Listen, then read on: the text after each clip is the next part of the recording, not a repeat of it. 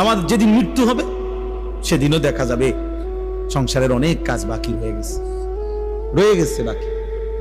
হয় চেয়ারের পায়া ভাঙ্গা, জানালার ছিটকারি ভাঙ্গা, হ্যাঁ, সোফাটার মধ্যে বার্নিশ করলে বালা ছিল, ফ্রিজের তলে দিয়া পানি ভরে, নুন নাই, তেল নাই, সাবান নাই, এই না?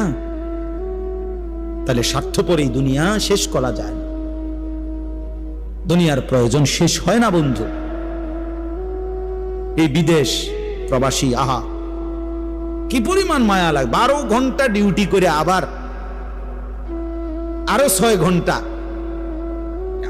আরেক কোম্পানির স্যার কি করে 18 ঘন্টা, কেউ কেউ আর থাকে 6 ঘন্টা।